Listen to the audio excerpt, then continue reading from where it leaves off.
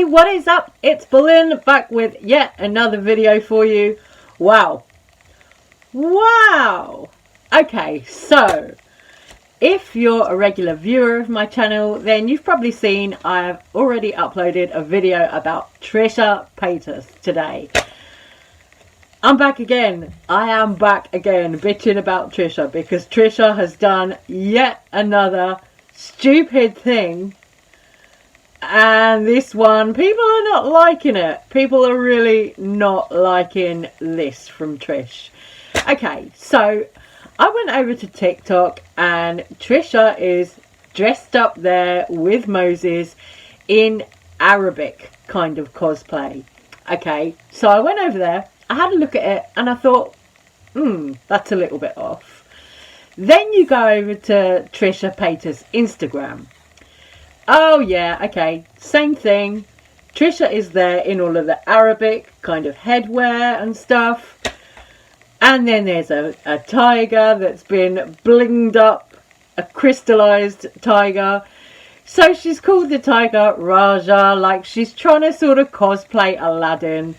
But people are really, really calling Trish out for this in the comments, saying, Trish, you've gone too far. They're saying, what the fuck is this? You know, people are not happy about it. People are genuinely really annoyed about this and they're finding it offensive. You know, yet again, another day, another culture that Trisha Paytas is going for and offending. People in the comments are really genuinely offended, telling Trish to embrace their whiteness. It's okay. Somebody else said, I'm just going to stay silent until she moves past this phase again. People are pissed. People are genuinely not liking it. There are people just putting loads of tomato emojis. What's interesting here is somebody asked her if she's wearing a form of Indian dress, which to me, it looks a little bit more like it's Arabic dress. It looks like an Aladdin Jasmine type cosplay. And then besides this, besides the sort of religious and various cultures that Trish is cosplaying and taking on recently, they've also been complaining about still being fat. Okay? Like, I know this goes against my mantras and affirmations and law of attractions, but like, I am fat. I tell myself every day I'm skinny, and you know what? I wake up and I'm still fat. I'm still over 200 pounds. I don't understand. Oh, it's a mystery. Why am I still over 200 pounds? I mean, I've only spent most of my life eating KFC in my car, buckets of KFC, doing mukbangs and eating buttered noodles. Why am I still fat? Oh my God. Pumpkin spices taste different after Halloween. I don't know. I know we're still like in like Thanksgiving season, but I seriously work out so much, like 3 hours a day. I've tried intermittent fasting. I tried I literally count calories. I literally count calories, and they literally do. Aside from that 1 week fast food binge, I literally do under 2,000 calories, and I burn minimum 2,000 calories. And I'm usually I'm usually like 1,600 calories of intake. I'm just so tired of being fat, okay? If this vegan thing doesn't work out for me, like, I'm giving up. I'm giving up. I'm going back to the fast food life. I'm going back to the pasta life. I haven't had carbs or pasta in pasta. I've had carbs. I haven't had pasta and cheese in literally like 2 weeks. I didn't have cheese on some nachos. So like pasta and Parmesan cheese is what I'm thinking. Like pasta, butter, noodles, cheese. Like the worst thing you can possibly have. I haven't had that in so long. I had big ziti like a week, 10 days ago. And on top of that, you want to see what's sitting next to me? Witch hazel wipes. You know why? Because I think I have a freaking hemorrhoid coming in right before my wedding. Really? How am I supposed to just starfish it out on my wedding night? You know what I mean? So we're going to put witch hazel wipes on a hemorrhoid. Okay. Whatever floats your boat. You know, if that does it for you, go Trish. Go for it, you know. Anyway, that is enough about Trish. I'm moving on. News has just come out that the Astroworld lawsuits are now apparently $2 billion. TMZ has just released news. $2 billion is what is now being asked for on behalf of 200 people who were injured at Travis Scott's Astroworld. Okay, so the update goes as follows. Travis attorney Edwin F. McPherson tells TMZ there has been multiple finger pointing, much of which has been caused by city officials who have sent inconsistent messages and have backtracked from original statements. He continues, Houston Police Chief Troy Finner was quoted in the New York Times as saying, you cannot just close the festival because there were over 50,000 people there, and that probably would have caused a riot. But then backtracked on that, saying it was actually Travis Scott's responsibility to close down the festival. So it's like, which one is it from the police there? Is it or is it not Travis Scott's responsibility? Do you want the festival closed?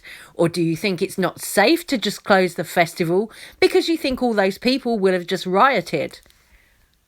So the attorney who is asking for this $2 billion is called Thomas Henry. $2 billion, my God. I'm gobsmacked. Okay, so this is his 5th amended complaint he's filed, but now he's asking for $2 billion in damages. This lawsuit is filed against Travis, Drake, also Live Nation, and the NRG Stadium for what happened at the festival that caused all of the fans to rush toward the stage. Okay, so Drake has been roped into this because he was performing at the festival. That was it, right? That was it. So he's now roped into this $2 billion lawsuit. Wow.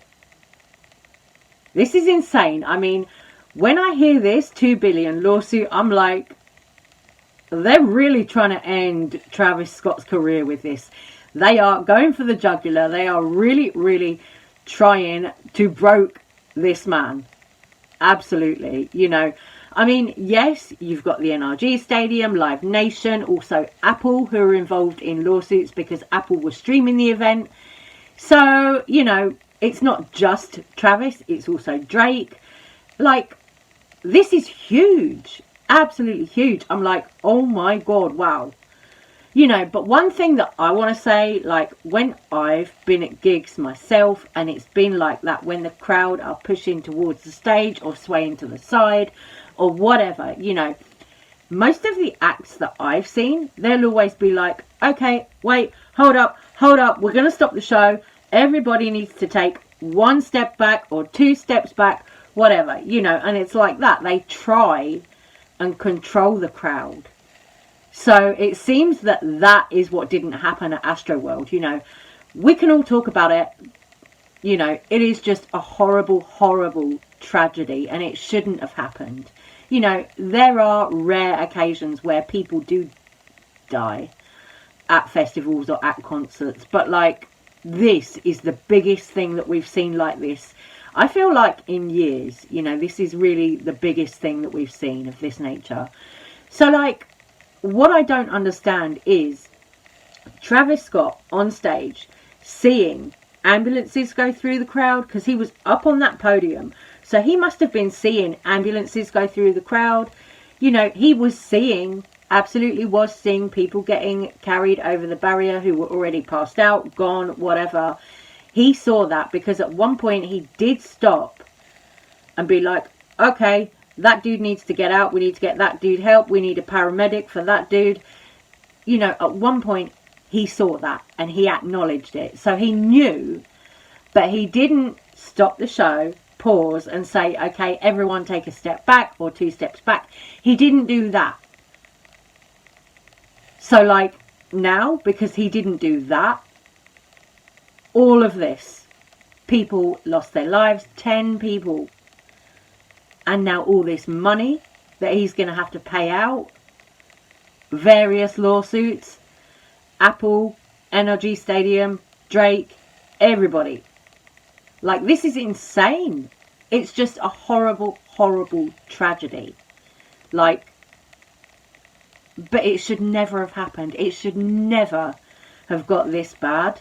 Right from the beginning with this though, people have been speculating, was this done on purpose because of the music that they were blasting before Travis Scott and Drake took to the stage?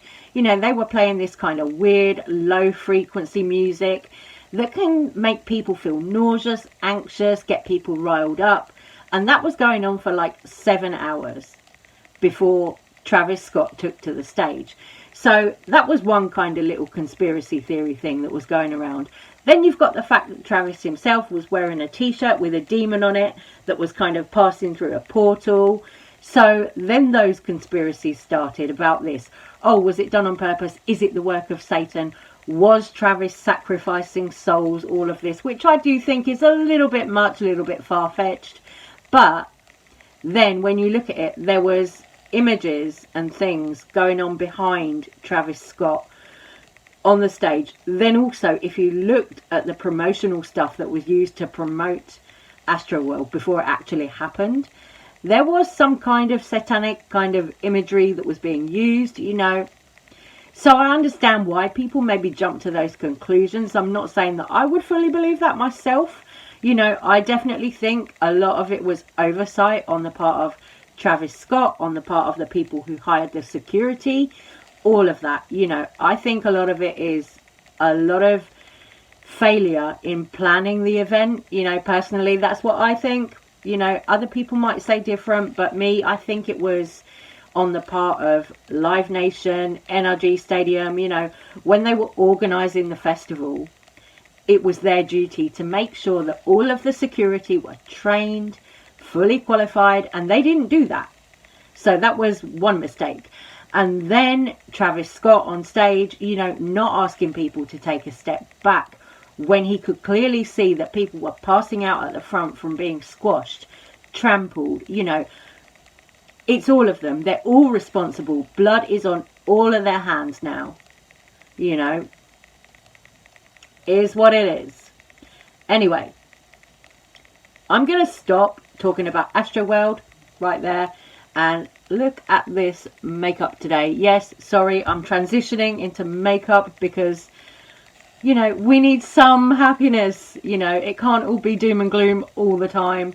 I know it's a very sensitive topic, the Astroworld thing and everything else, but I need some happiness for a moment, girl. So this makeup, I decided to do my own thing today. I was just like, hey, you know what? I'm bored of doing cut creases and stuff like that. So I just wanted to do something a little bit different. This purple is a Suva Beauty wet liner. So it's just that one of their Hydra FX liners. This is the shade Grape Soda. I think this is stun. I love it. I love it.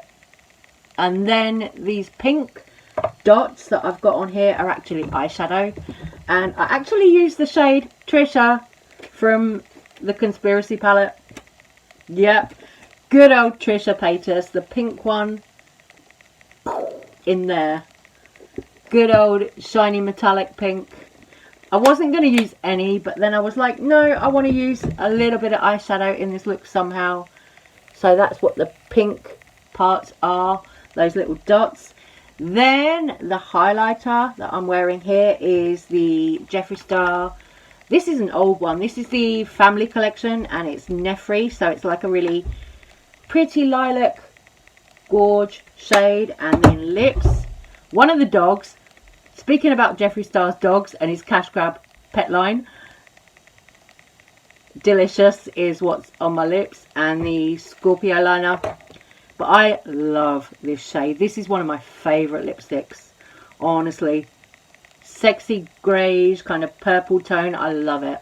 Love. Anyway, guys, I'm going to stop this little video right here. I'm going to say take care. Stay safe. Stay well. Thank you so much for watching if you've made it this far. And I'll see you on the next one. Bye, guys.